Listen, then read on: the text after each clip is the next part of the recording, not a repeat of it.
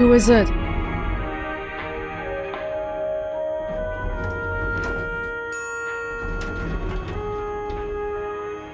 What happened?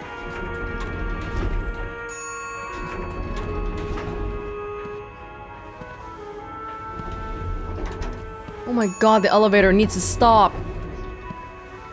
Don't touch! Sophie! Mr. Cruz? Oh my god.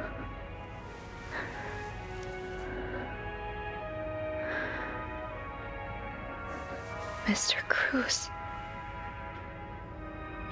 Oh god. Oh god. What happened? Did they really kill him though? He didn't do anything wrong.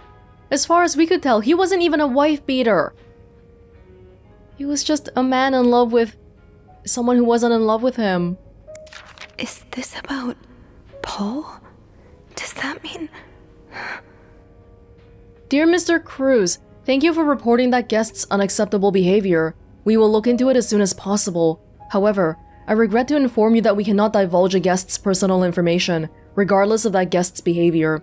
As I'm sure you will understand, we are very concerned with our guest's privacy, and our staff prides itself on its discretion. Please contact us should that guest bother you again. This is when he was suspecting that Morgan was having an affair with his wife.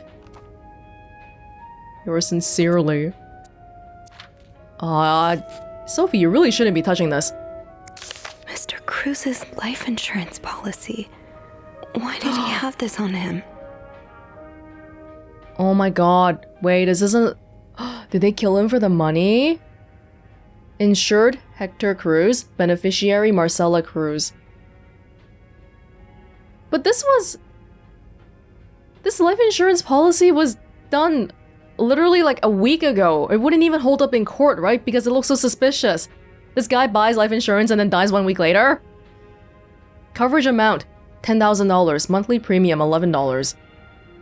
Does it have to do with the amount of money that was taken out of Marcela's account? Marcela? Okay, let's not jump to conclusions. But she had her own money, didn't she? She had $5,000 by herself. I gotta check the dates on when she was taking this out again. It was recently. Oh my god. Please renew policy at least 1 month before expiry. No, it was done today. It was done... I mean, not today. 10 days ago? You really... You're not a detective.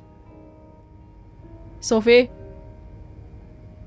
Please let there be someone around who can help. Oh my god. Hector, what on earth happened? I was on the 5th floor and heard the elevator door ringing repeatedly, so I went to check it out. I found Hector's body between the elevator doors, lying in a pool of blood. I checked his pulse and couldn't feel anything. On his person were 2 pieces of paper, a letter from Bernard, and a copy of Hector's life insurance policy. Someone died while holding their own life insurance policy? That's too suspicious. My head is swirling with questions. What does it all mean? How did this happen? Who could have done this to Hector? If this was in fact someone else's doing. You mean he could have committed suicide? But this is a very public suicide, if so. I just want to see room 509? 9, was it? I want to see the money that Marcela took out and... With the apology message, I'm sorry, please forgive me. That could also kind of make sense if Hector was about to kill himself.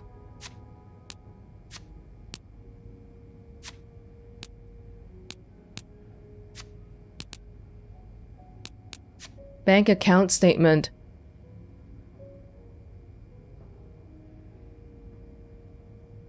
February 6th was a day they renewed the policy.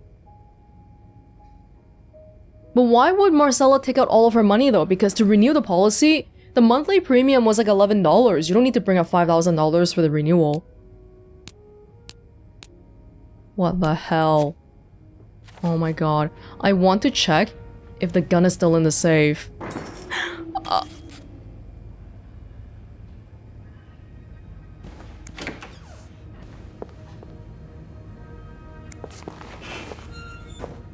It's still here! It's still here!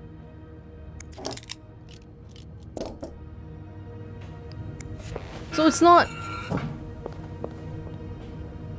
Oh my god.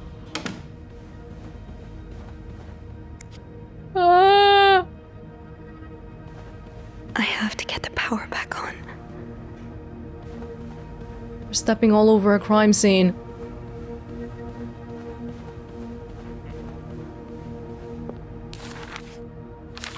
Lights out, and then the lights went out. I need to get the power running again.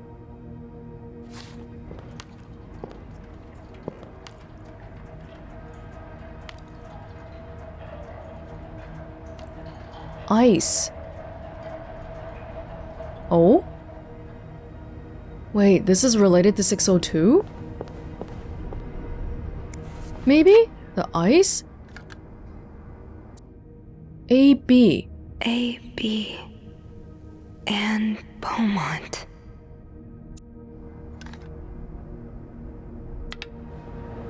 And cigarettes?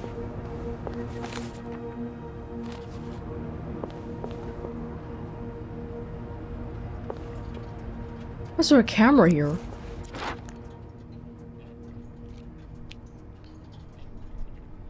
What? Why is there a camera here? Camera with a very long lens, not the kind of camera an everyday person would have. Oh, we know that Paul was filming a lot. Should I hold on to this, maybe? I don't know. Poor Paul. Lindsay's death really hit him hard. He hasn't been in the best headspace. February 14. Montreal's much bigger than I had expected. Big cities always make me feel lonely, and that feeling was only exacerbated this morning by the fact that everyone around me was speaking in a language I could not understand. I bought an English-French dictionary at the train station, but I don't think I'll need it after all. English speakers seem more common in the downtown area. Thank God. The hotel is nice. When I arrived, the whole staff was busy getting ready for some big event. It wasn't until I saw Marcella enter the lobby with a flower bouquet that I realized today's Valentine's Day. Hector and her were gone in a flash, and I was left feeling more alone than ever, wishing Lindsay was here with me. Helping Marcella out these past few weeks has been a great distraction, but it still hurts so much every time I think about him. I had hoped the pain would have gone by now. I'll probably need a double dose of Miltone to sleep tonight. What's the job? Why did Marcella hire Morgan to follow them? And take pictures? So Paul just needed to pass the time while Marcella was away. That's why he was observing us. February 15. Today I wanted to follow Marcella and Hector out of the hotel, but the sidewalks were so packed with people that I started having a panic attack. I tried taking a cab, and that's when I realized I was all out of money. It's been a while since Marcella's last payment, and the hotel room was more expensive than I had anticipated. I couldn't resort to selling the camera, so I decided to pawn my victory medal instead. It was hard letting it go after so many years, and yet it also felt strangely liberating. Maybe it's a sign I shouldn't be holding on to the past so much. To fight boredom until Marcella and Hector's return, I started looking at the hotel staff. I heard Andrew and Beth at the reception desk discussing books and movies. They both seemed like nice people. I wish I'd found the courage to join their conversation. When you look at people all day and they never look back, you start feeling invisible. I noticed that Sophie, the maid in charge of cleaning the 5th floor, seems to share my interest for other people's lives. Maybe I should try talking to her. Oh, he was just socially anxious. You should have talked to me. Paul was hiding out right here. Did he ever find the person who was sneaking out at night? February 16. Who's sneaking out of the room every night? The question has been driving me crazy since my first night at the hotel, so tonight I decided to investigate. So you wouldn't interfere with Anne and Marcella? I found a hiding spot near the ice machine, with a nice view of the whole corridor. My camera's at the ready. but there's been no movement for at least 3 hours, and I'm fighting not to fall asleep. No need for Miltone tonight. I thought being a detective would be more exciting. Maybe Marcella's right. Maybe it's time I let go of Mr. Spade. 9:45? So, Anne and Marcella met here this morning while I was busy cleaning room 504. February 17. I awoke around 9:30 and realized I had fallen asleep sometime in the early morning. I was about to go back to my room when the guest from room 507 came to sit on one of the chairs nearby. Paul doesn't know Anne. She's been there ever since, and I don't dare leave my hiding spot in front of her. Marcella joined the guest from 507 around 9:45. Apparently she told Hector she didn't love him anymore, and he's now convinced she's been cheating on him. He's not wrong, emotionally. That explains why he assaulted me out of the blue yesterday evening and accused me of having an affair with his wife. The guest from 507, I've learned her name is Anne, has just said she might have an idea on how to solve their problem. I'm thinking of revealing myself, but I don't want to anger Marcella. The longer I wait, the more awkward it will be when I do come out. Maybe I should... And he didn't finish. Okay, it doesn't sound like he was hired to kill anybody though. Looks like Paul had to stop writing in a hurry. What happened? I was listening to the radio at the time. Did the music drown out the noise?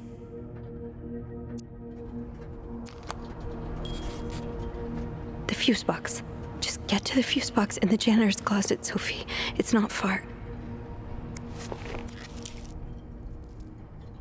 Someone's pearl necklace.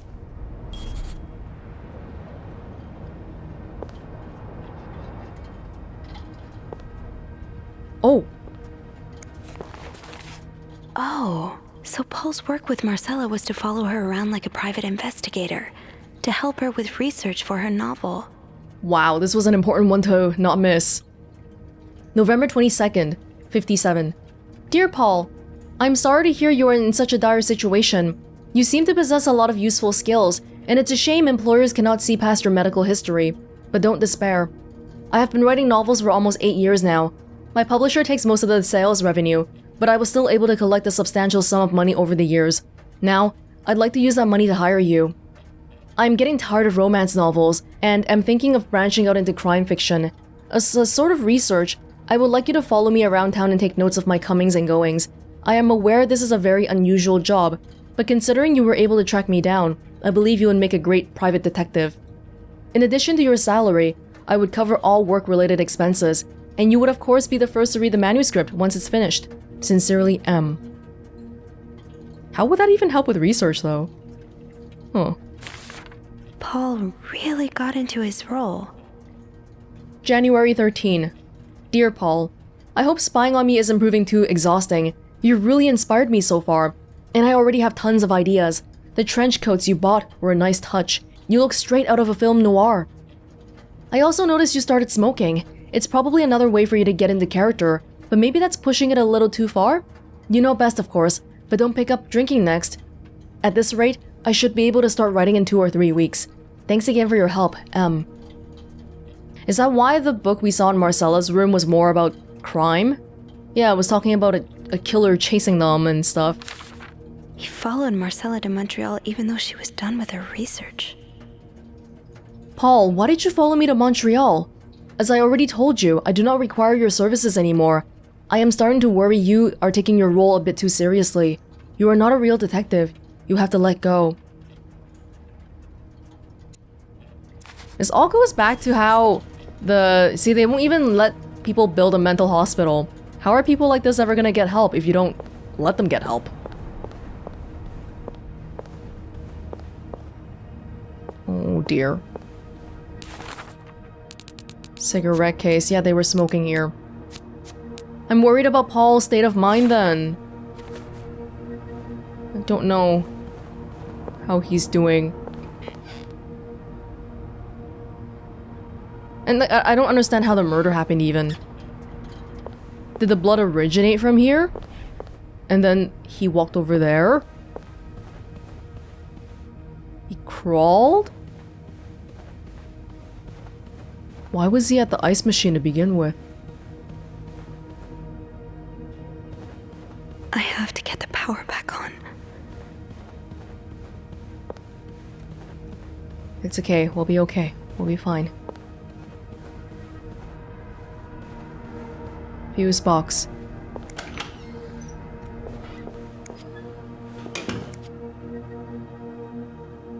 Ice pick.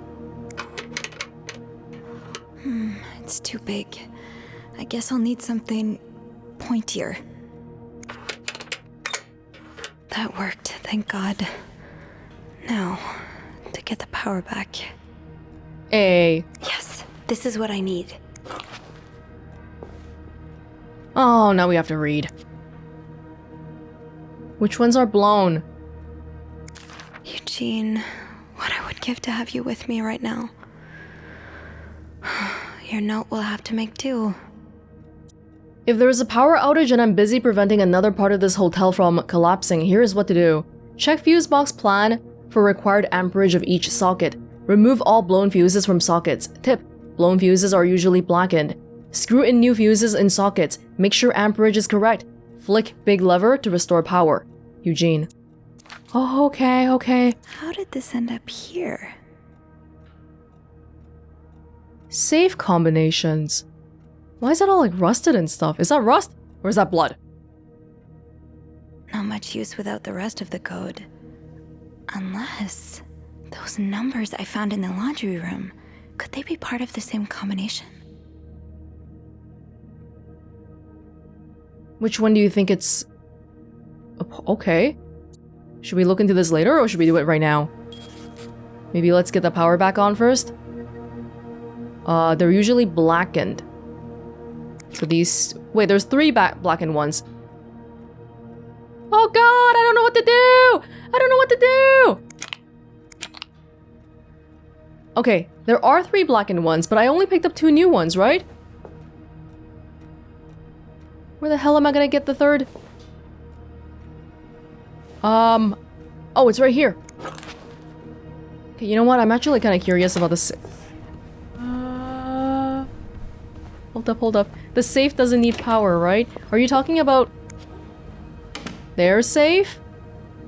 Getting the fuse box open was half the battle. Now I need to take a look inside and fix what needs fixing. I use an ice pick. Yes, we'll figure out the fuses in a sec. I think it's this one? Basement. Half erase code. Something 216. Oh, okay. Hold up. The safe code list, the first is the room number, I see. So this is 509? Right? This is 509? Which means it's 23, 4, 42, 16. 23, 42, 16. 23? Oh my god. 23? Ah! 42? This isn't how you're supposed to turn the lock at all. 16. Oh my god. Oh my god.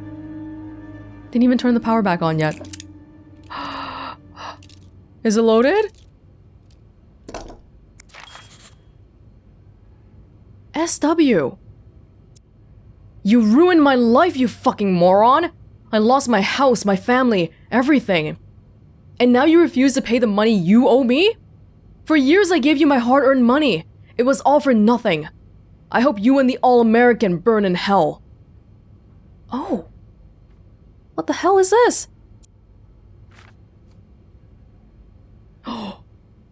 Women and 3 children killed in house fire. 4 members of a family died in a residential fire last night.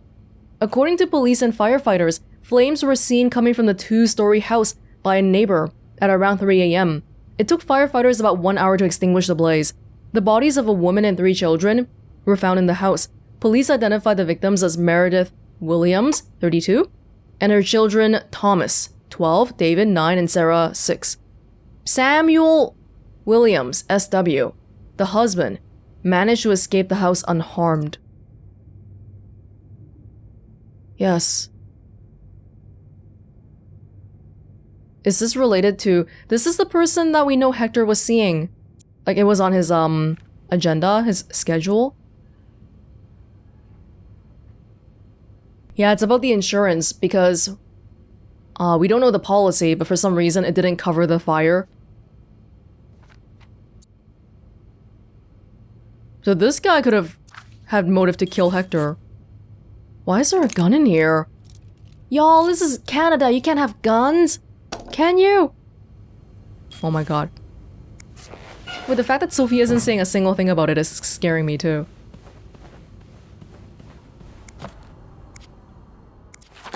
Yeah, we saw SW a few times here. We can't look at it anymore. Once? We saw SW once, but then the other time is crossed out. Okay. Characters.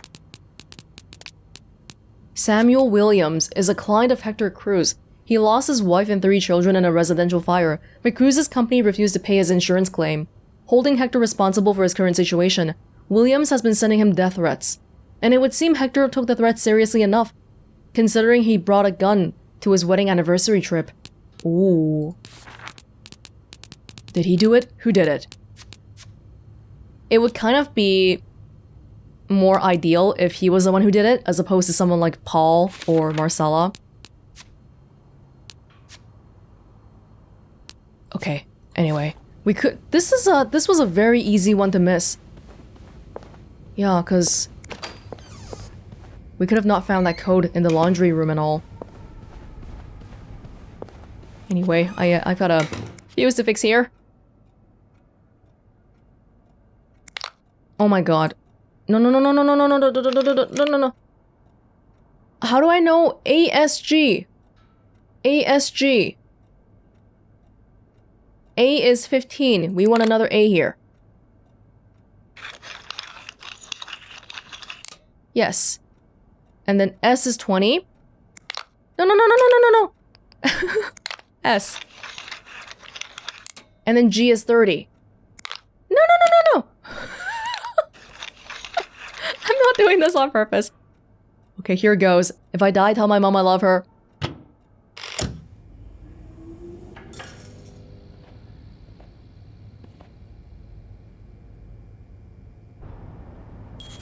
But now what? Power's back. Now I should go down to the lobby. Call the police.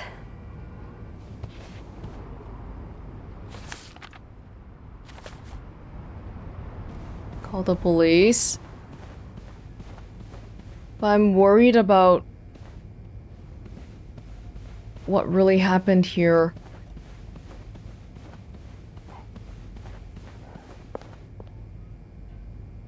Really? Is there anything I've forgotten? Once I leave this floor, I probably won't be able to come back. I hope there's nothing I forgot.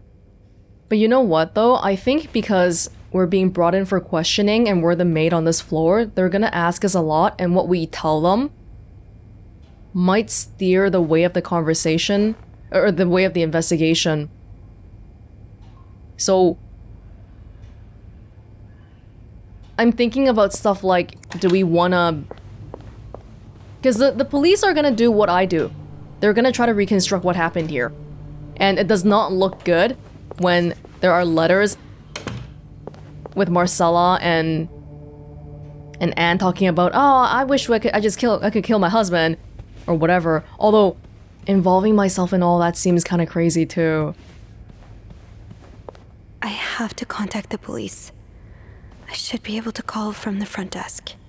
Okay, I will make a save here, and we will deal with the consequences later.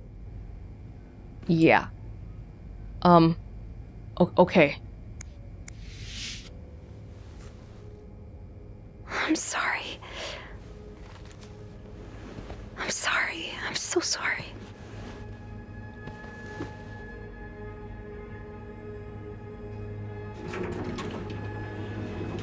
But if we try to destroy evidence, it's gonna come back to myself too.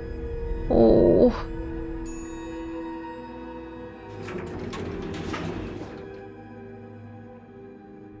But we don't really know what happened. phone. I need a phone. I restore the power on the 5th floor, but the rest of the hotel is still in the dark. At least I was able to make it to the lobby. I had to move Hector to get inside the elevator. I just want to forget that part, but it happened. It made me think of Mom. How many times did she have to move someone after they succumbed to a fatal wound? Did she ever get used to it? Oh, Mom, I wish you were here right now. As our mom used to be a nurse. I have to call a hospital and let them know about Hector. The phone by the reception should work.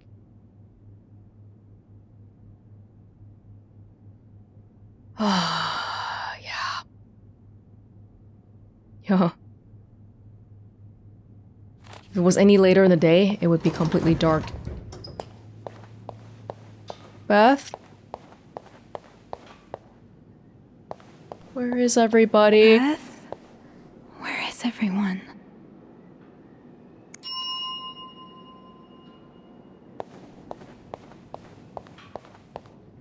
Oh, I have to go in from the other side?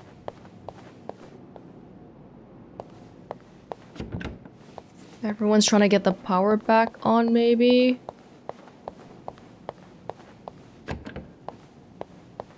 There's a phone at the front desk. I have to call the police. Bernard? Anybody down here?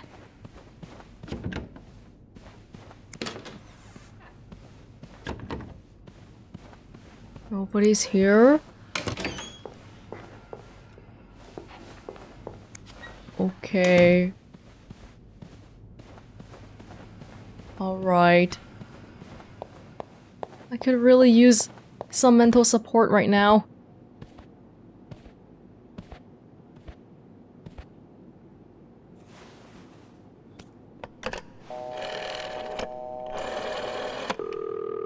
Montreal Police Service, Station 22. There's a man dead. He's been murdered. I need the police. Please stay calm, ma'am. Where are you right now? The lobby, but the body, it's upstairs. Clarington Hotel. Give me the address, please. Oh, 1178 Drummond Street. All right, ma'am. Officers are on their way. Thank you.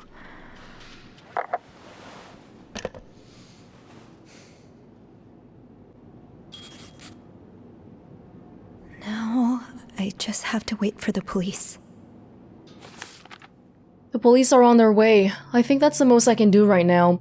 It hasn't completely undone the knots in my stomach and the tension in my shoulders, but it's a start.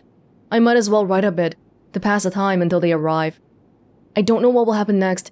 If my hunch is correct and Hector was indeed murdered, I suppose the police's main priority will be to determine who did it. I'm probably gonna have to answer some questions, aren't I? Why does the VIP want to meet with Paul? Maybe he fell for his role-playing and wants to hire him as a private investigator. Well, we never got a... To all reception staff, discard previous instructions. Our prestigious guest has expressed a desire to meet the guest from room 505. I cannot fathom what such an illustrious man wants from such a freak, but if you see him, please direct him towards my office. Thank you. Movie director, right? So maybe he wants some movie stuff. Bernard really wants Paul out of the hotel. To all reception staff, I have heard more reports on the guest from 505 and his strange behavior, following people around, spying on guests, etc. As you are all aware, we have a very prestigious guest in 602, and I would hate for his stay at our distinguished establishment to be tarnished because of some other undesirable guests. In brackets. Inform the guest in 505 that he must vacate his room as soon as possible. Invent an excuse if you have to. Also, note that from now on, our if you can pay, you can stay policy no longer applies. Guests who do not fit the hotel's new elevated standards should be denied a room. Thank you. You know what Bernard would also say? No gay people in hotels. Gay people live on the streets, please.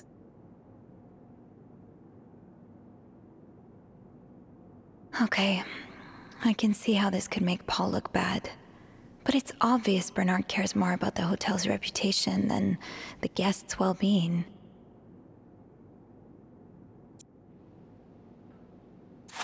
We're destroying this.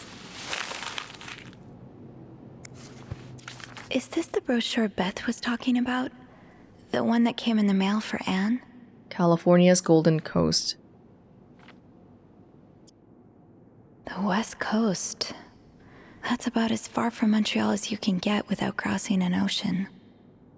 Is this just the brochure?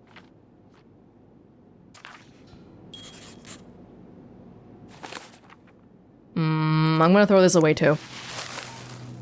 It might be a little bit late though. Like, I just don't want random crap implicating people, but I don't know. So Anne and Marcella really are planning to run off together.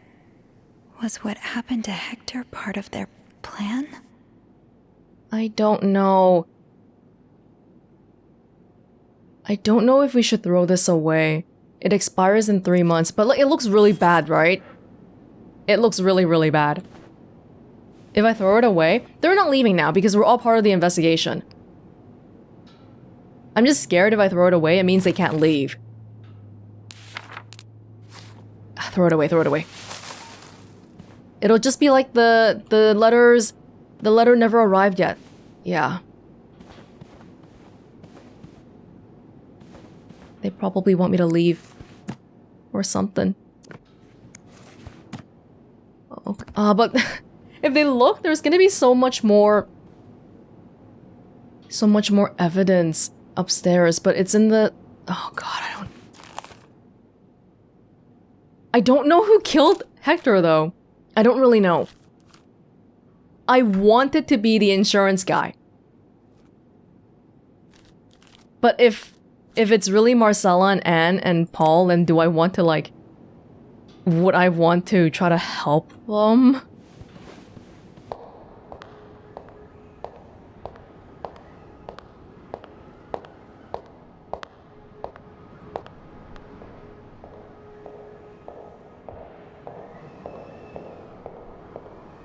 Oh, hey you! Great timing, right? I'm thinking if we're lucky, Bernard will let us go home. No point in working in the dark. Sophie? Bean, you're not scared of the dark, are you? Hey, is everything okay? I found Mr. Cruz. Hector. Oh, you did? What was the bloke up to? You don't understand. I found his body. He's dead, Beth. Oh, merde. Merde. Sit down, okay? You look like you're about to faint.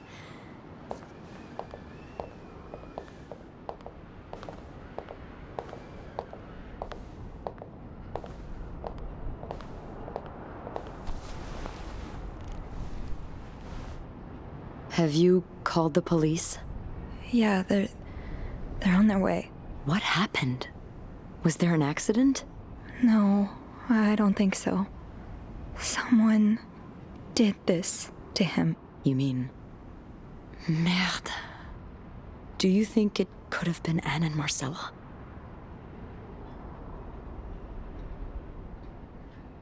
Okay, initially I was thinking it might have been because they talked about it, and then I was thinking, did Marcella hire Paul for the job because he's holding a gun and all that?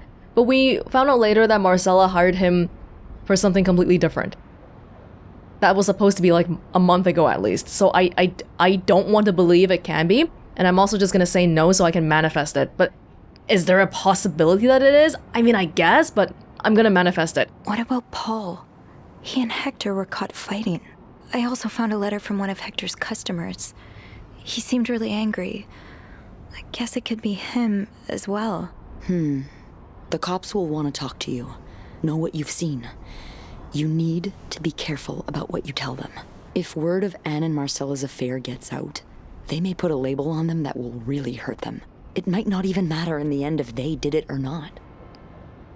Yeah, I think that's something important to keep in mind too, because we're in this era right now where people are being labeled as the devil if they're gay. Yeah, it might not even matter if they did it. You can clarify it for me. What are you saying? It's just... cops like to go after people who are different. People like Anne, like Marcella, like me. You know... Oh my god. I was barely 20 when I was shoved into a police car for just hanging out with people who made me feel like I wasn't so messed up after all. What? Where did that happen? At a bar called the White Cat. It's supposed to be a safe space, but it gets raided by cops every now and then. I know Anne was caught at least once too. Wait. My favorite bar, You but know black. No, I've never talked to her, but I've seen her a few times. Marcella and her, they're just like me. Thank you. Thank you for trusting me with this. Maybe now you can understand why I care so much about you. I don't know if I'm feeling inspired by Anne and Marcella, or if it's the shock of being so close to an actual murder, but, I'd really like for us to be more than just friends, Sophie. Oh my dear God, Beth, is this really appropriate? I like you and all, but I'm literally reeling from having seen a dead body 5 minutes ago. Heck yeah, let's go for it. Yeah. I like that too. That's great. The police is here. Oh my God. Just be mindful of what you tell them, okay? Yeah. Yeah, of course. I don't know if we'll ever find out who actually killed Hector.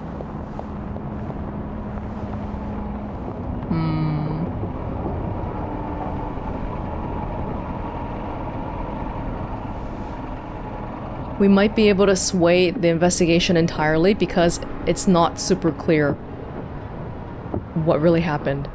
Miss Roy? Miss Roy? Miss Roy! Oh, sorry. I was distracted. I really need you to focus right now. I don't want to be here all night, and I'm sure you don't either. No. No, I don't. So, as I was saying, we're trying to ascertain the circumstances of Mr. Cruz's death. Can you tell me how you came to find the body? I was cleaning room 509 when I heard the elevator bell ring. Again and again and again. I thought maybe a child was playing with the doors, so I went out in the corridor, and that's when I saw him. All the blood and... Why was the elevator bell ringing? I'm sorry? You said you heard the elevator bell ring. Why was it ringing? I assume it wasn't a child after all.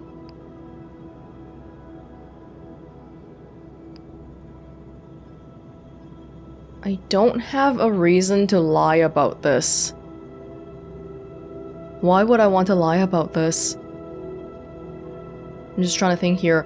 But even having seen the body and, like, I was on that floor the whole time, we didn't hear a gunshot. And then suddenly, the body was just there and all the blood. So the gunshot, well, how did he die? Where was the wound? We didn't see specifically, did we? I don't think I have a reason to lie right now. Well, Mr. Cruz's body was preventing the doors from closing. Really? When we found the body, it wasn't that close to the doors. Because I moved it. The stairs are blocked because of the renovations, so the elevator's the only way out of the 5th floor. I had no choice but to move the body. Just a little. Ah, so that explains the traces we found. Thank you for clearing that up. So, what did you do after that? Well, that's when the power cut. So I had to go to the janitor's closet. To access the fuse box. Exactly. I changed a few fuses and turned the power back on. But there's a lock on that box, isn't there? Did you have the key? I don't think we should lie unless if there's a reason to, because... Oh, when you lie, you start getting caught in lies. No, I didn't. Only Eugene does. But I thought an ice pick might do the trick, so I went to the ice machine to get one.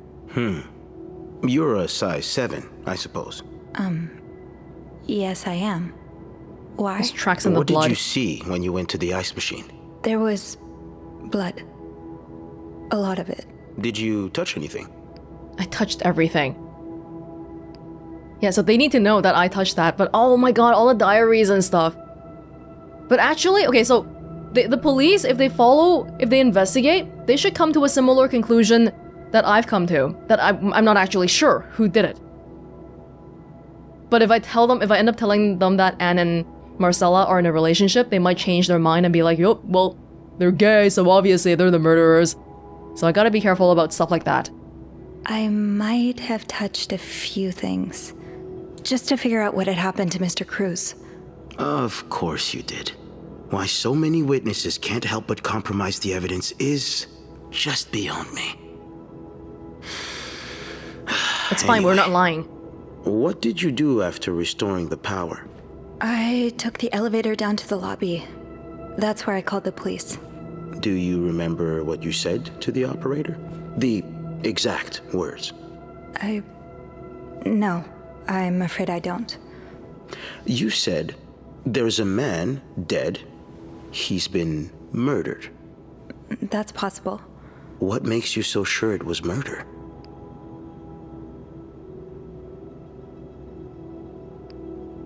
Yes, we want to steer it this way. But also because people don't generally die in a pool of blood like that. Well, I know about Mr. Cruz's angry customer. The one who sent him death threats. Oh, yes, we found those. But the customer in question lives back in Texas, so there's no way he could have killed Mr. Cruz. And anyway, how do you even know about that? I've been snooping around the guests' rooms. I didn't think you'd admit it. You knew already? We found pictures of you snooping around. Now, unless you want me to arrest you for violating your guests' privacy, I suggest you tell me everything you know. All right. Let's start with the victim's wife, Marcella Cruz. Apparently, she left in quite a hurry this morning. What can you tell me about her? So they already looked through the rooms and stuff. They know I was snooping. I've got to try for this one though. I didn't kill anyone. They can't arrest me for that. I'm assuming if I destroyed the photos, then he wouldn't have known about this. Oh, I should have destroyed freaking everything then, but that's really tampering with evidence then. I don't really know anything. She just looks like a loving, caring wife. Really? That's odd, because we learned a lot about Mrs. Cruz when we went through her room. And let's just say that loving, caring wife are not the first words that would come to mind. Oh? She's a lesbian, involved in some sordid affair with the guest from room 507, Mrs. Beaumont. Have you ever witnessed them engaging in immoral behavior? What do you mean? I'm asking if you've seen them being, intimate. No, I haven't. No. And did you hear them discuss their deviant ways in front of Mrs. Beaumont's son, perhaps? No. Imagine what kind of effect such perversion can have on a young child. No, I didn't hear anything. Did you hear them express their hatred of men? No. Did they ever talk about using violence against men? Okay, maybe a little. Did you hear them speak ill of Mr. Cruz? They didn't though.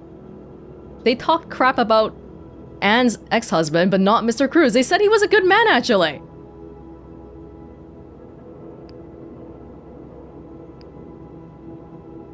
These are the same, aren't they? Take a stand, deny. What are you trying to imply? That Mrs. Cruz killed her husband because she hates men?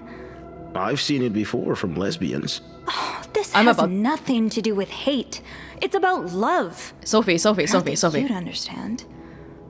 Oh, and you think you do? Then please, enlighten me. She's brave enough to be with the one she loves. That doesn't make her a criminal. That doesn't mean she killed her husband. I'm starting to worry you may be one of them, Miss Roy, since you're so eager to defend these And I worry deviants. about your ability to do your job, detective, since you seem to be such a— Enough!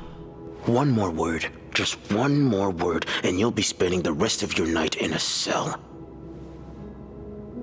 Now get the hell out of here. I've had enough of you.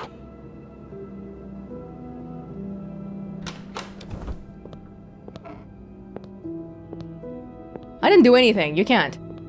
Snooping it might get me fired from my job, but it won't put me in jail.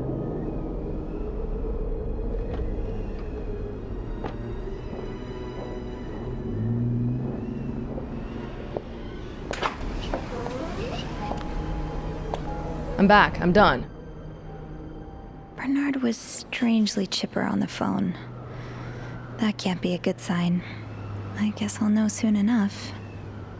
Let's go see what Bernard wants. Other. Maurice Tremblay is a detective lieutenant with the Montreal police. He's about what one would expect from a detective, stern, straight-laced, tired, and always carrying either a mug of coffee or a notebook. He looked like he hadn't slept in days, which makes sense with how hard the police have been working themselves trying to round up every last supposed deviant in the city. Oh yeah, the people have been arresting them. Shit, I should have destroyed that crap. Maurice is old-fashioned, like a lot of men his age. His assumptions about women, or anyone who isn't like him for that matter, made that clear. I wish he wasn't the one in charge of the investigation into Hector's murder, but I'm not sure any other detective would make much of a difference. Roger, the policeman who escorted me through the precinct when I was called in to be interrogated. He seems nice enough. I wish I had more to work with, but I have to remember I can't get inside everyone's heads. Did they really want me to destroy all the evidence, though? That seems so crazy. But we just couldn't trust them because, yeah, people... It was illegal! Being a deviant was illegal. It wasn't just socially unacceptable. Shit, did I doom them? What I would do, turns out, is stand up to the detective interrogating me. I just couldn't let him speak like that about topics he doesn't understand, and about people he doesn't know. I don't exactly regret my actions, but I hope they won't lead to any unwanted repercussions. After the storm, it's been tough being alone with my thoughts since the hotel closed 2 days ago. According to the papers, the police are still investigating and haven't had any charges yet. I just hope they take the time to get it right. The last thing this whole ordeal needs is an innocent person put behind bars. Anyway, this morning I got a call from Bernard, calling me to the hotel. He sounded surprisingly chipper, cheerful even. I wonder how it'll feel walking into the Clarington again, after everything that's happened. The atmosphere is so different in here. Will it ever feel like it used to?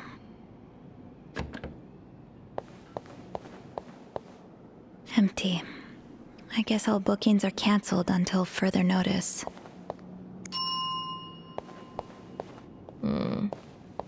It'll probably be a while before the hotel reopens. Anne, Marcella, and Paul are all suspects for Hector's murder. Was there anything I could have done to protect them? Yeah, I could have destroyed everything, I guess. But that is also like, that's a huge thing. That's implicating myself. And I don't know. I guess the implication is that if we destroy everything, then no one will find out that I destroyed it. I don't know, man. Montrealer. Death and deviancy at Clarington's doors. Montreal police continues to move forward with the investigation into the tragic death of an American tourist, Hector Cruz. The 32-year-old insurance agent, accompanied by his wife, was enjoying a stay at the Clarington Hotel when his life was tragically cut short on Monday. Though the investigation has yet to conclude, Maurice Tremblay revealed to the press that Mr. Cruz's death has been ruled a murder. Multiple suspects have been apprehended and taken in for questioning. One such suspect is Paul Morgan, an unmarried Army veteran who stayed at the Clarington alone, 2 doors down from Mr. Cruz. On Sunday, 1 day before the murder, Morgan was seen verbally, then physically provoking Mr. Cruz in the hotel lobby.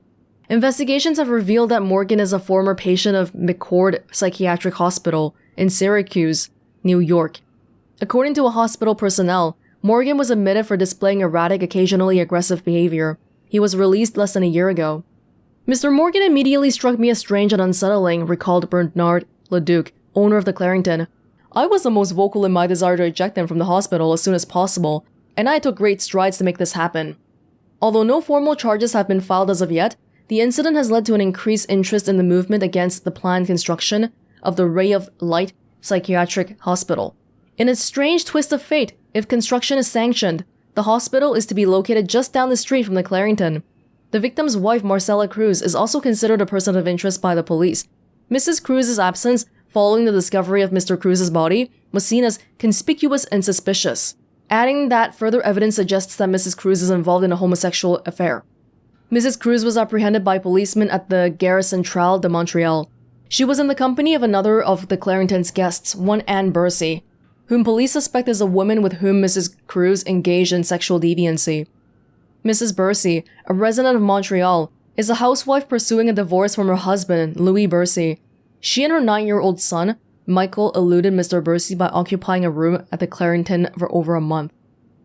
In an interview with a Montrealer, Mr. Bursey deplored his wife's penchant for melodrama and urged her to cease poisoning their son's mind. Mr. Bursey was frank about how his wife's history of poor decision-making, including making frequent late-night visits to the White Cat. The White Cat is one of the city's many underground bars and meeting spots known to attract sexual deviants such as Mrs. Cruz and Mrs. Bursey.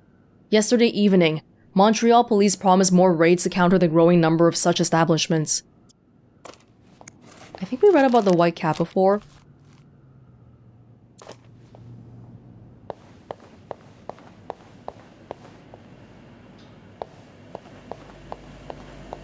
I'm not going back up there. Oh, I doomed them, didn't I? By not... I should have helped them more. Ugh, go to hell. Beth, Hey, are you okay? I'm out of a job. But other than that, yeah, everything's just peachy. What? No, I hope you're luckier than I am. Come join me when he's done with you, all right? I'll be questioning my life choices on the mezzanine. Yeah, okay.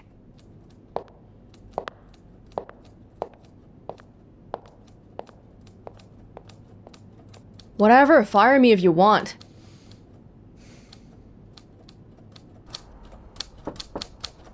Ah, Miss Roy. Come in.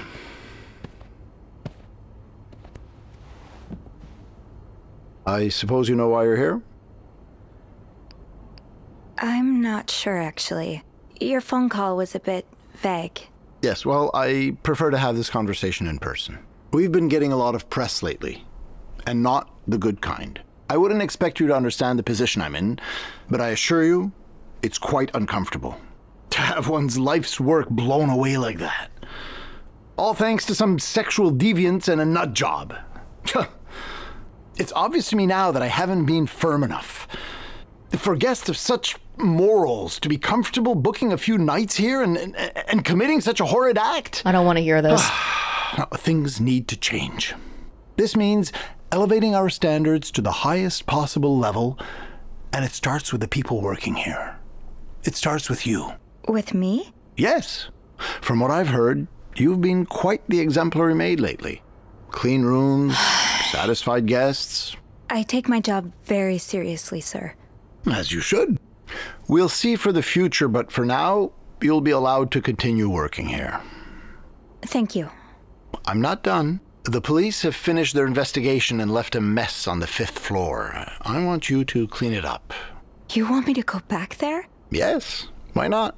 I found a dead body on that floor. I'm not going back. I'll make this simple for you. If you don't do it, you're fired. Okay, bye. You can't fire me. Because I quit. Sure. I fire you, you quit. It's all the same to me. Just make sure to empty your locker before the end of the month. That'll be all. I was gonna quit before we even mentioned the 5th floor. I don't want to stay in a place like this.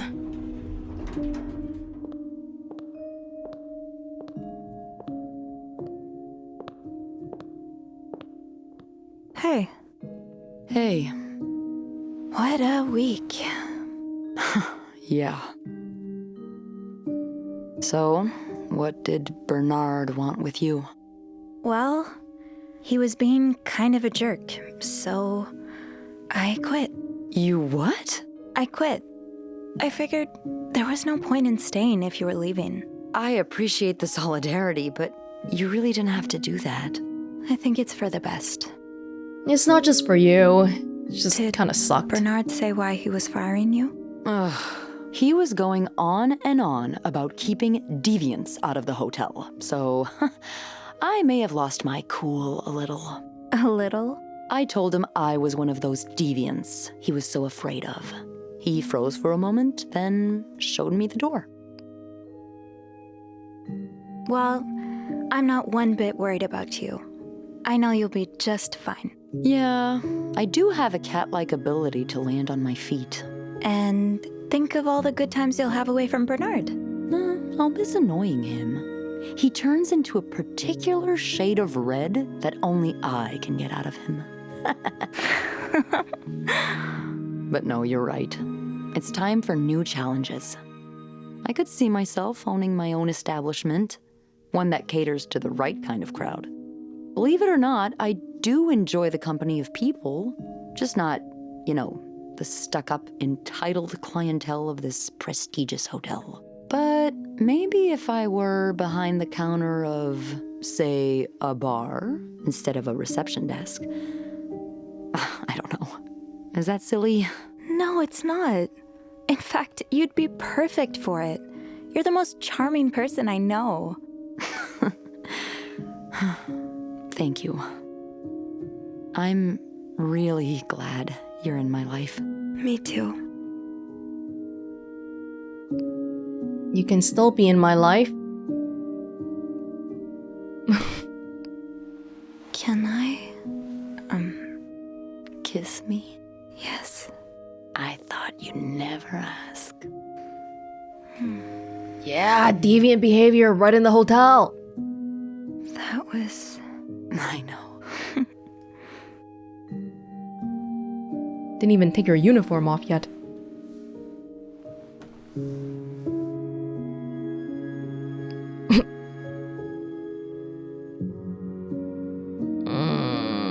I'm worried about them more than us right now. What do you think will happen to them? Who? Sorry, my mind wanders sometimes. I meant Paul, Anne, and Marcella. Do you think they'll be released? Yeah, I think so. Paul will probably become a famed photographer. His portrait of you will be hanged at the Louvre, entitled The Inconspicuous Maid. It will sell for millions. Is that so? Yeah, and Anne and Marcella will ride into the sunset on the back of two Appaloozas, watching over their newly acquired ranch. They'll be constantly followed by their only sheep. They'll call him Paul, for old time's sake. I like that. I just want them to be happy. Me too. But we don't know and we won't know, will we?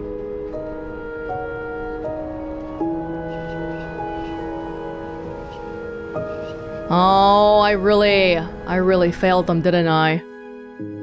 We can't let this be the end. We gotta go back.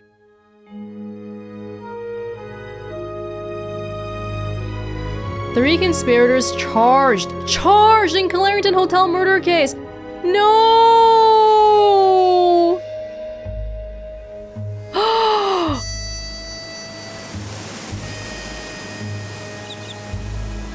That's Paul.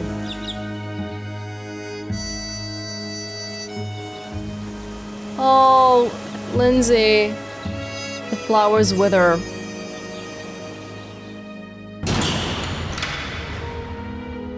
Oh my god. No. Oh, Michael.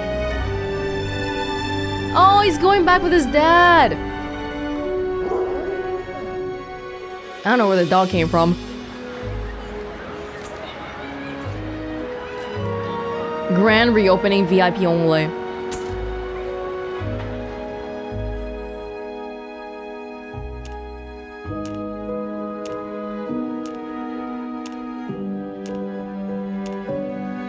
And I am broke and poor.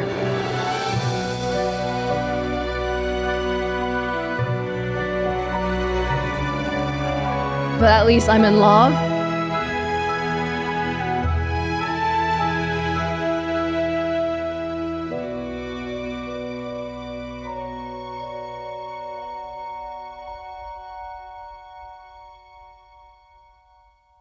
Okay, we're not letting this sit. No, we're going back immediately. Screw this. I'm so surprised we never saw Andrew again, though. I really, in the beginning, picking Beth or Andrew just changed everything. Anyway, we're going back. Screw this. There's gotta be a happier ending. I have to put in more effort to try to help them. If you look carefully, you can see handprints. So he was crawling over here. Okay, I've gone and destroyed literally everything in Paul, Anne, and Marcella's room. And I mean everything. Even the gun, even Michael's cereal, Michael's pencil crayons, everything. Except for the safe inside Marcella and Hector's room that mentioned the SW guy. Destroy this newspaper. Forget about the deviants and whatever. Will this change things? Destroy this as well. The beneficiary of the insurance policy. Okay. Let's see if this changes things. I'm sorry. Do you think it could have been Anne and Marcella? I found something on Hector that would point to that. Yes. Wait, Ugh. so you touched the body? The dead body? Yes. Kind of. Sophie, rule number 1 when stumbling upon a dead body: do not touch. It could really get you in trouble. So, what did you find?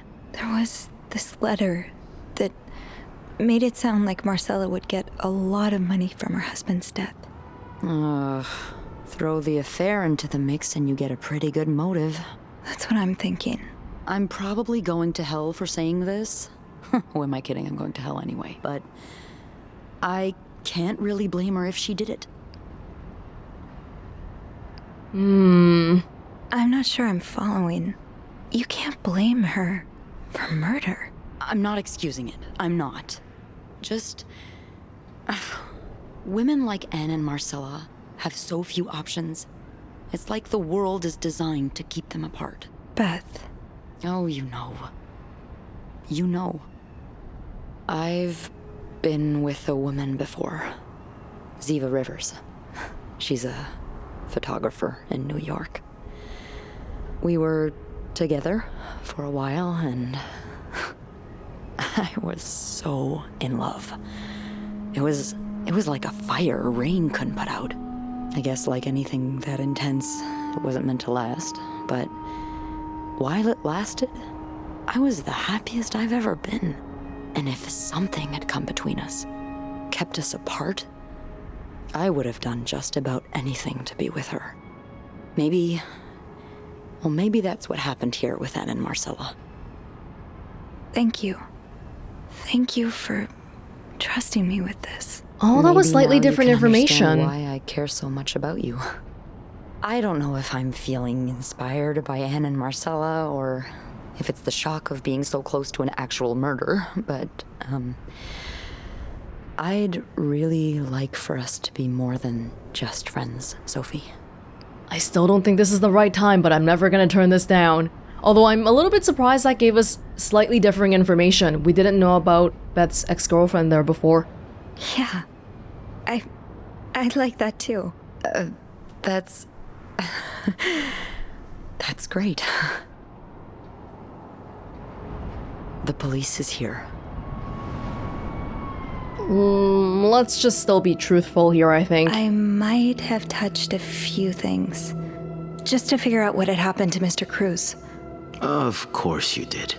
Why so many witnesses can't help but compromise the evidence is just beyond me. 'Cause of people like you. You dirty Anyway. cop. What did you do after restoring the power? I took the elevator down to the lobby. That's where I called the police. Do you remember what you said to the operator? The exact words. No, I'm afraid I don't. You said, there's a man dead. He's been murdered. That's possible. What makes you so sure it was murder? 'Cause people don't drop dead on their own. Well, I know about Mr. Cruz's angry customer. The one who sent him death threats. Oh, yes, we found those. But the customer in question lives back in Texas, so there's no way he could have killed Mr. Cruz. And anyway, how do you even know about that? He could have come to here, you know, but I guess they checked the records and he had an alibi. I've been snooping around the guests' rooms. Of course you have. Now, unless you want me to arrest you for violating your guest's privacy, I suggest you tell me everything you know.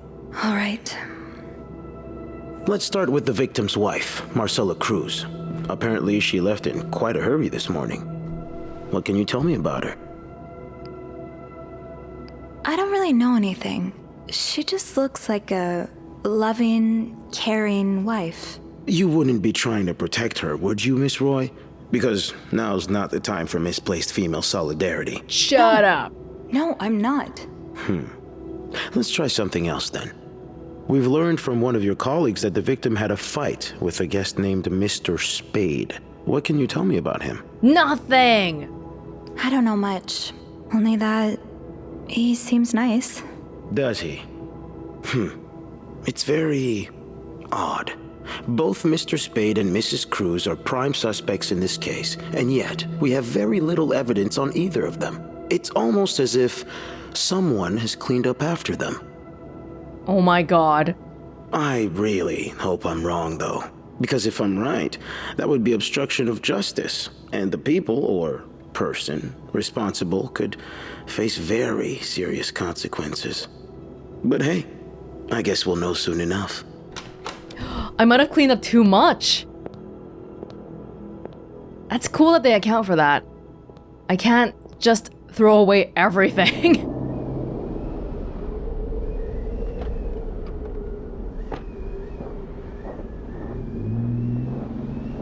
I'm still allowed to come back here. They can't do anything to me, right? Bernard was strangely chipper on the phone. That can't be a good sign. The atmosphere is so different in here. Will it ever feel like it used to? It'll probably be a while before the hotel reopens. Let's go see what Bernard wants. They are not mincing their words when it comes to Bernard and his management. This doesn't look good for the hotel. Dark days for the Clarington Hotel. Montreal police continue to move forward with the investigation. The investigation has yet to conclude. The police are saying that it's a murder. Multiple suspects have been apprehended, including Marcella, Paul, and Anne. And now Bernard is under severe scrutiny as investigators attempt to ascertain the exact sequence of events that led to the untimely passing of the victim. And they start talking about the hotel's history. Oh, Bernard's father took his own life because the hotel was doing so badly. My goodness. And then it went to Raymond, who cut prices to attract a new kind of clientele. So it used to be high class, but now it became known as a hub of sexual deviancy and eccentricity. There was always some party going on, said one anonymous source of her stay at the Clarington years ago. Lots of colorful folk piling into that old ballroom, men in women's clothes and guests speaking in incomprehensible tongues. Blah, blah, blah, blah, blah. And then Bernard replaced him, and then he said he would return the hotel to its former glory, but now, nope. Nope, he's failing even more. Arthur Yates, a former regular clientele of the Clarington, said it's no surprise there was a murder here. Despite the promise of big changes, it was the same as always, but with a new coat of paint and a steeper price tag. Faulty elevators, broken floorboards covered with carpet, shifty-looking men loitering in the hallways were among some of what he observed during his most recent stay. While a comeback is not impossible, recent precedent does not favor the Clarington's fate. The Rosewood Hotel saw its doors close within a year after its name became associated with the kidnapping of Bella O'Neill in 1948. Ooh, it looks like we're gonna close down then. The drowning of the Carlson twins at the Regal Memorial Inn in 1952 marred its reputation so deeply that the owner was forced to sell the property. What about me? Am I going to jail? Ugh, go to hell. Beth, Hey, are you okay? I'm out of a job. But other than that, yeah, everything's just peachy. What? No, I hope you're luckier than I am. Come join me when he's done with you, all right? I'll be questioning my life choices on the mezzanine. yeah. Yeah, okay.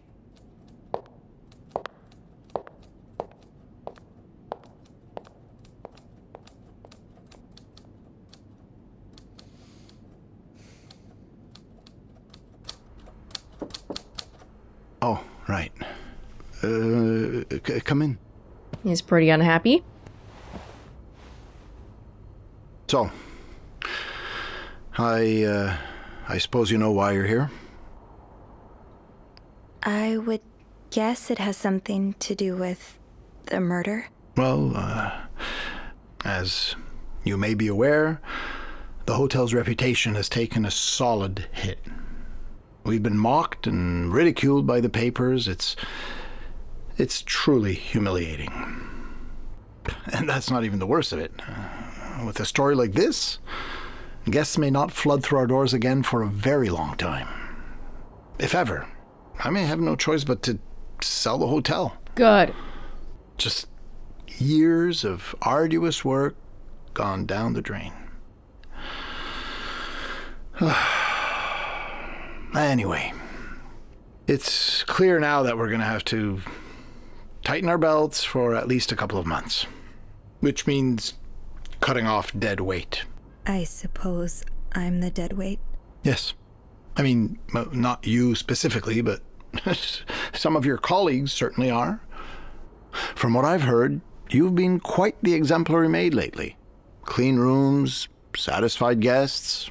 I take my job very seriously, sir. Is that dependent As you on how should. well I've cleaned the rooms? We'll see for the future, but for now, you'll be allowed to continue working here. Thank you. I'm not done. The police have finished their investigation and left a mess on the 5th floor. I want you to clean it up. You want me to go back there? Yes, why not? I found a dead body on that floor. I'm not going back. I'll make this simple for you. If you don't do it, you're fired. Okay. Okay. I'll take care of it. Good. Well, what are you waiting for? Get to work. Oh, now? Yes, now. That'll be all. Why would I want this life? Gotta take care of my mom.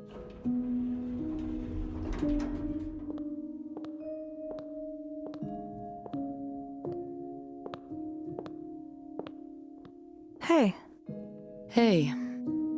what a week. Yeah. So, what did Bernard want with you? He wants me to clean the mess on the 5th floor. What? Unbelievable. Oh, he's such a jerk. Yeah. I wish I would have stood up to him, but I really need this job. I know you do. Did Bernard say why he was firing you? Oh, well, he's been itching to get rid of me ever since he took over from Raymond. Now that he's hell-bent on cutting expenses, it was obvious I would be one of the first to go. So, what's next for you? I think I'm done working under Bernard's or Linda's. Maybe it's time I become my own Bernard. Minus the fascism, of course. I could see myself owning my own establishment, one that caters to the right kind of crowd. Believe it or not, I do enjoy the company of people, just not, the stuck-up, entitled clientele of this prestigious hotel. But maybe if I were behind the counter of, say, a bar, instead of a reception desk. I don't know. Is that silly? No, it's not. In fact, you'd be perfect for it. You're the most charming person I know. Thank you. I'm really glad you're in my life. Me too. Yeah, I'm not saying no to this. Can I? Kiss me? Yes. I thought you'd never ask. A little bit dangerous now, considering it's still in the hotel and... That was... I know. Oh. I've been thinking about Anne and Marcella a lot. Should I be jealous? No, not in that way. I've been thinking about what they went through. How they had to lie and pretend, day after day. How they had to live someone else's life for 10 years before they could finally be with each other. I don't think I could do that. Well, I have good news for you, Bean. Times are changing. It's already started elsewhere, and it will get here eventually. One day, all the Annes and Marcellas of the world will live happily together, and no one will give a damn. I really hope that's true. It will be. Oh god. What's he doing here again? I'm going to jail.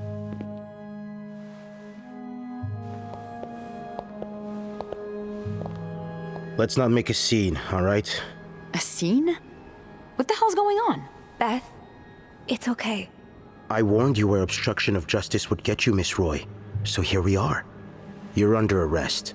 What? This is bullshit. You can't do this. Sophie, we'll get you a lawyer. It'll be okay. I went overboard with destroying literally everything. Just destroy the relevant stuff, maybe? But please tell me Anna and Marcella are okay. At least. Police stumped in Clarington Hotel murder investigation. Stumped.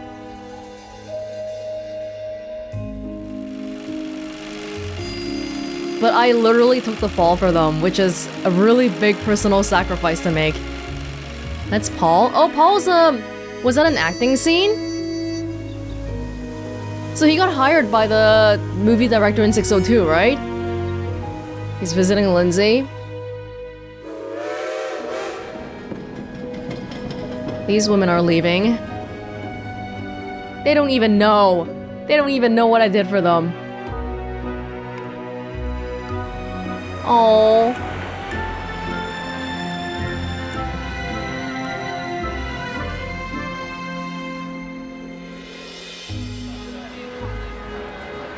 Clarington, new management. All are welcome. Is that Raymond?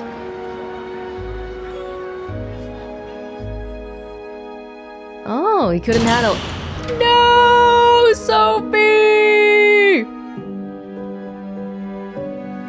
These endings are quite modular. I see, I see. Hey! But after I come out of jail, Beth is still waiting for me. I still consider that a win.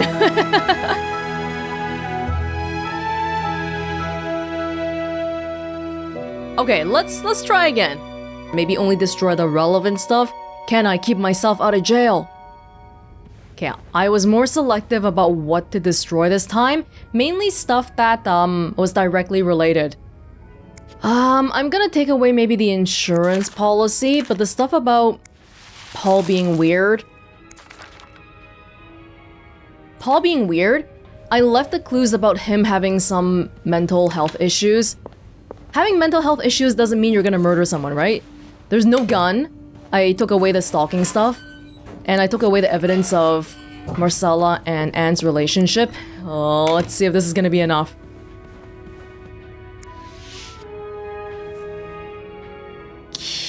Keep misdirecting him, I think. Well, I know about Mr. Cruz's angry customer.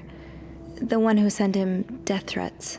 Oh, yes, we found those. But the customer in question lives back in Texas, so there's no way he could have killed Mr. Cruz.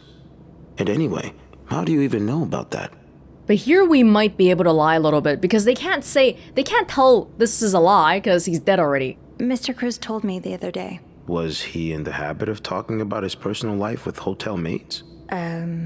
I really can't say what his habits were, but he seemed to like me. Then maybe you'll be able to answer one or two of my questions. I'll do my best. Let's start with the victim's wife, Marcella Cruz. Apparently she left in quite a hurry this morning. What can you tell me about her?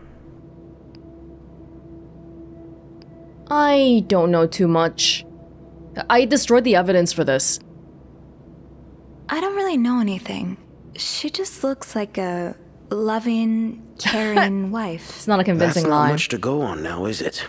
I'm sorry. Ah, but he's not. Let's try something else. Yeah. We've learned from one of your colleagues that the victim had a fight with a guest named Mr. Spade. What can you tell me about him?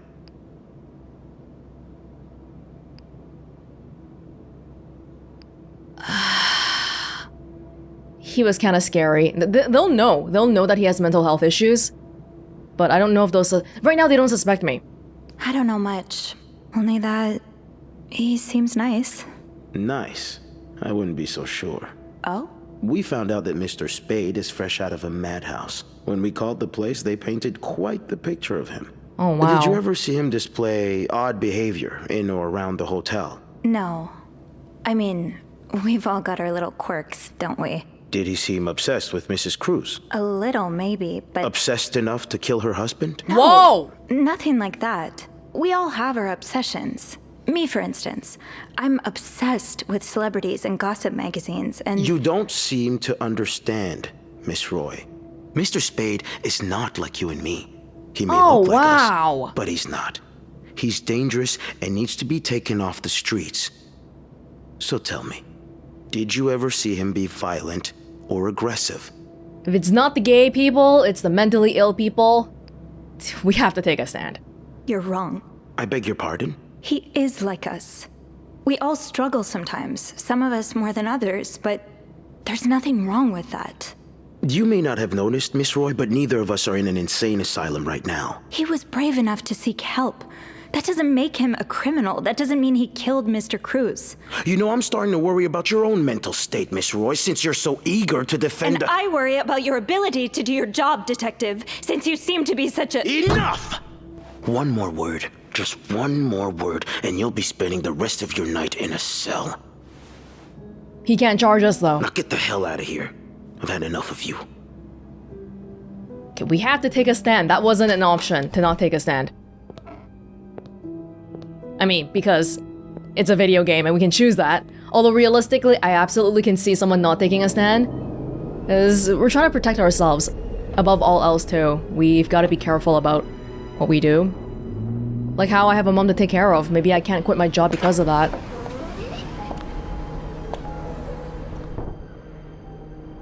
Bernard was strangely chipper on the phone. That can't be a good sign. I guess I'll know soon enough. Marcella and Anne should be okay this time. Let's go see what Bernard wants. This is all very modular though, isn't it? They just want to blame anybody and everybody. It'll probably be a while before the hotel reopens. But there's no, I took away the gun. I took away Paul's gun. They're pinning it on Paul. And using him to scare even more people into believing psychiatric hospitals are dangerous. No. Cruz murder case. Montreal police. The investigation has yet to conclude. The detective said that multiple suspects have been apprehended, including the victim's own wife, Marcella. Mrs. Cruz's absence following the discovery of the body was seen as conspicuous and suspicious.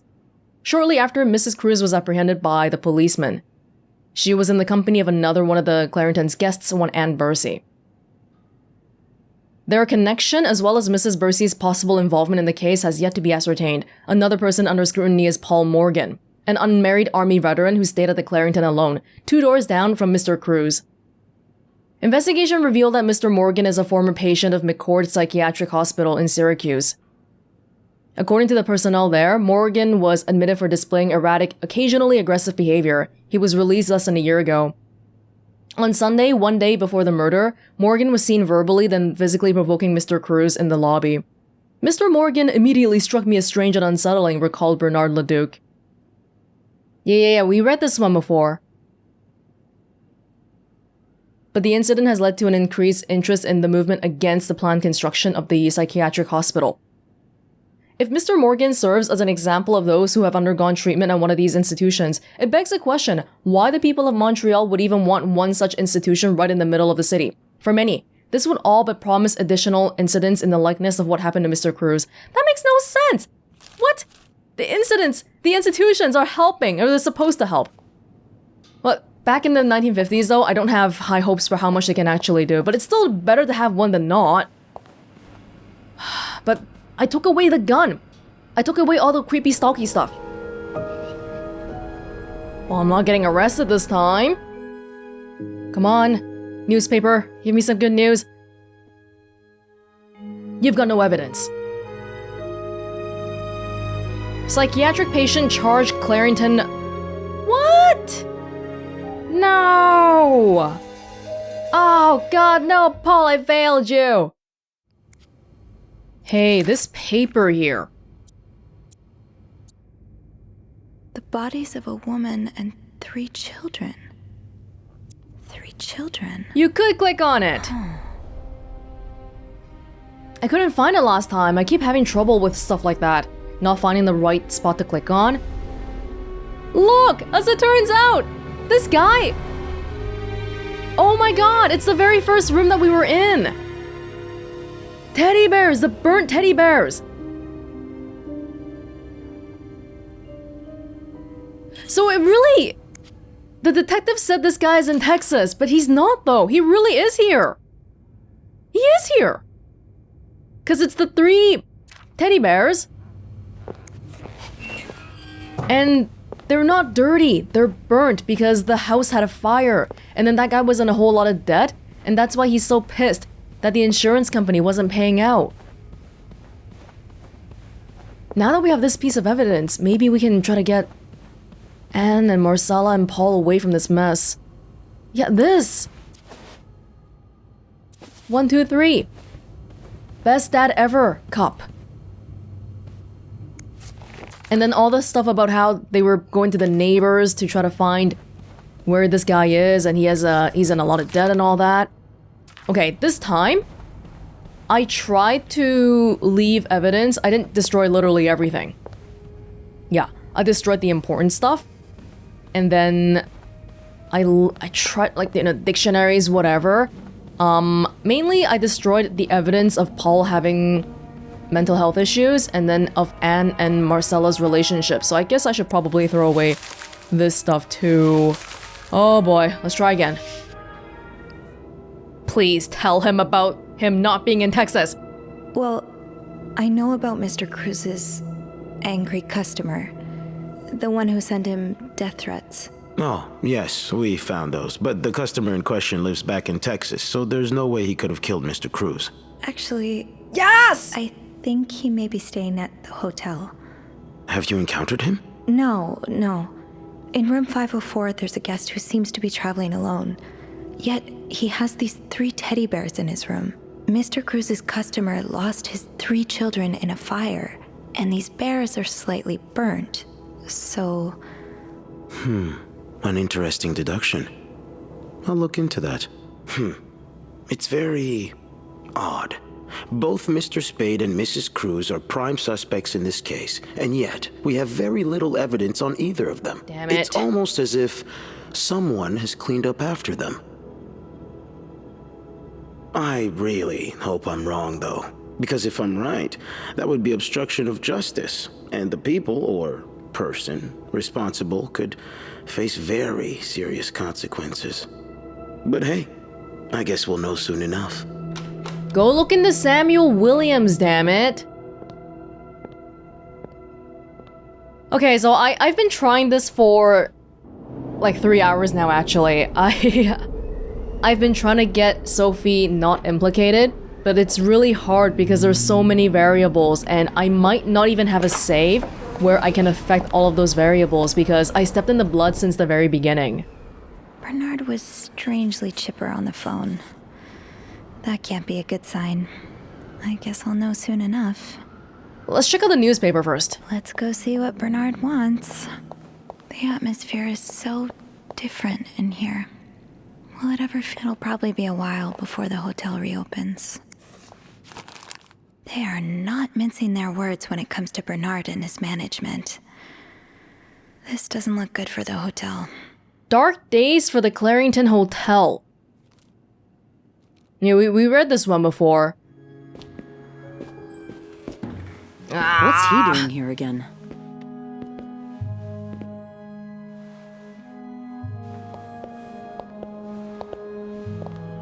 Let's not make a scene, all right? A scene? What the hell's going on? Beth, it's okay. I warned you where obstruction of justice would get you, Miss Roy. So here we are. You're under arrest. What? This is bullshit. You can't do this. Sophie, we'll get you a lawyer. It'll be okay. God. You'll wait for me, right? Okay, all I care about is the end here. Are we arresting Samuel Williams or not?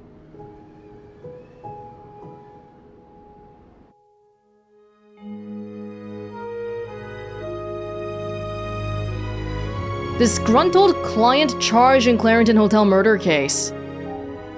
So Samuel Williams got arrested then. Oh, that's just a small change. It's not as big as I thought it was gonna be. Because we don't even know who Samuel Williams is to begin with, but Paul's okay. And then Anne and Marcella are also okay. Yeah, I think it's possible. I was looking around. It's possible to get an ending where Samuel Williams get arrested and then nobody else gets arrested, including Sophie. But there are so many variables, so many little items that you can destroy or not destroy.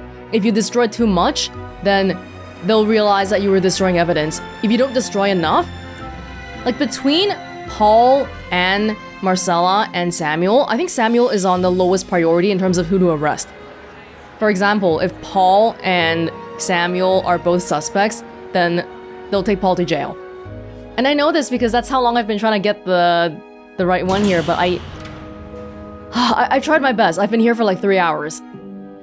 I just can't get the one where Sophie doesn't have to go to jail. It's okay though, because she eventually gets out and we'll be happy with Beth and all that. I got arrested for obstruction of justice, but not murder.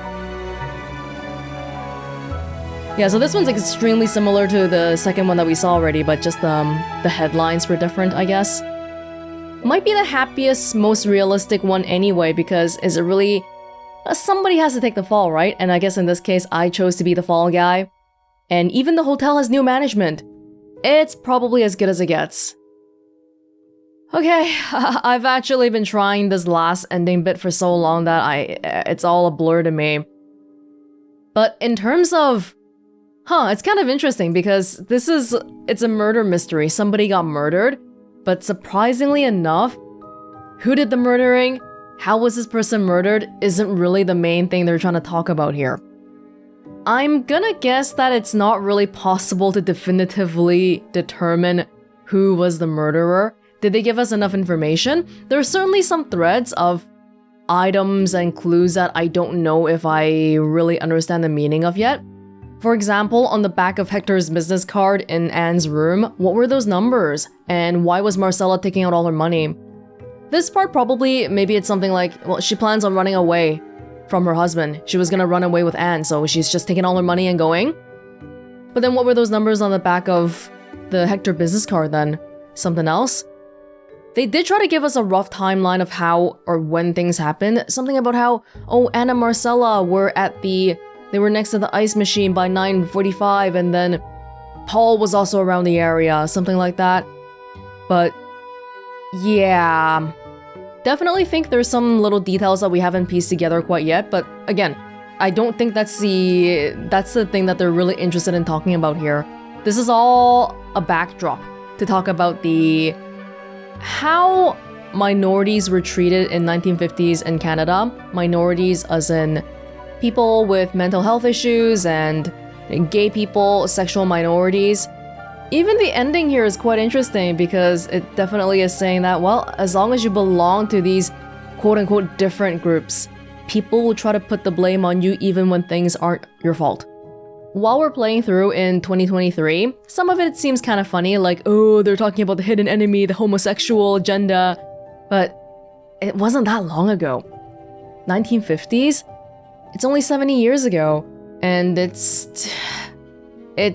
scary to think about. Especially if you're a very terminally online person. Like Gen Zs these days might get being gay or whatever is very normal for them because on social media, a lot of people are very open about that kind of thing these days, but there are still so many countries in this world where being gay is something that you can be sentenced to death for. Same kind of thing for mental health issues. People, It's like a taboo. People don't want to talk about it.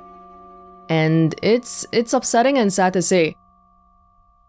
Having seen all these different ending variations, the only way to help Anne, Marcella, and Paul is if you decide to take action, and action that's risky for yourself too. So yeah, I feel like it's implicitly trying to say that that is something that we might still need to be doing in our society today. We can't just sit back and assume that people's rights will be protected, which if you look down a little bit south from Canada, you can already see trans rights, the right to abortion. A lot of these things are being eroded in real time as we speak. And it's all very worrying and upsetting to see. But back to this bed we made specifically.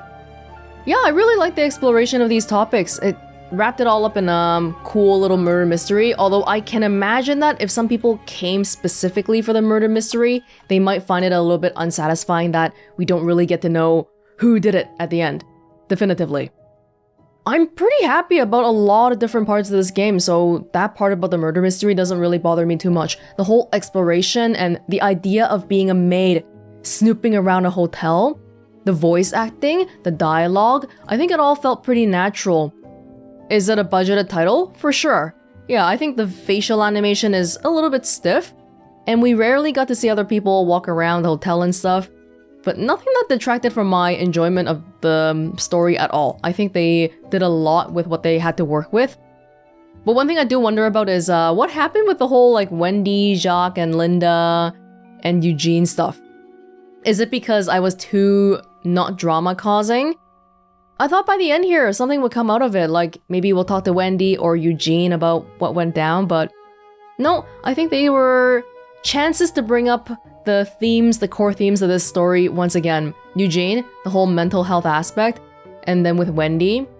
The Wendy thing kind of mirrors the murder mystery in that we don't really find out definitively what really happened. Did she do it? Was she framed? We don't know, but yeah, it seems like a bit of an oversight that by the end it doesn't seem like they addressed this in any way. Maybe it's because I erased everything and destroyed everything. If you leave it there, something might happen? Not sure. Now in the beginning, I chose Beth to be my acolyte. It sounds like I'm in a cult or something.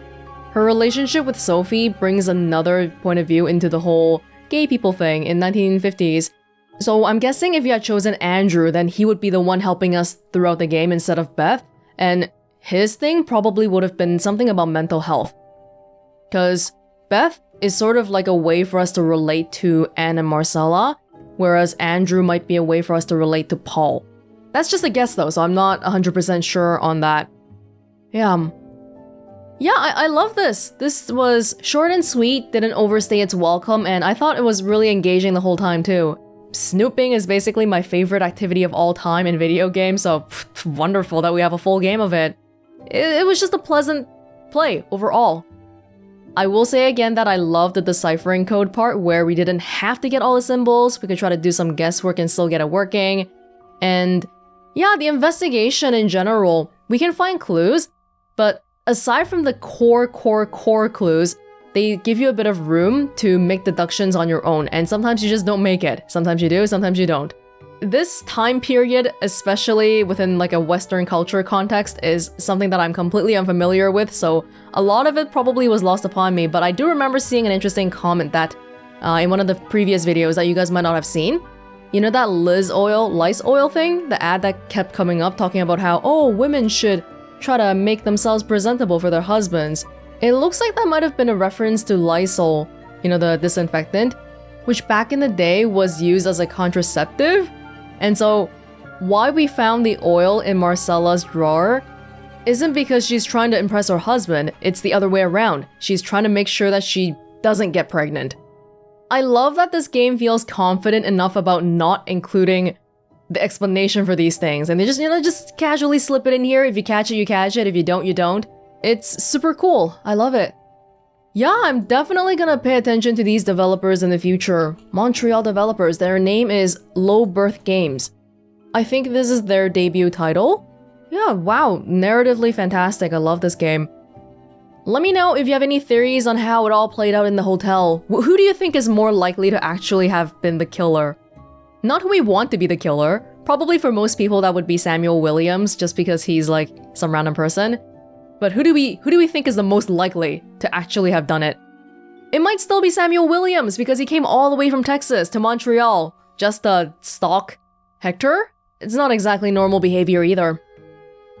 Alright, this was a playthrough of This Bed We Made with Welonz. Thank you so much for joining me, and I hope you enjoyed watching this as much as I enjoyed playing it. What a blast.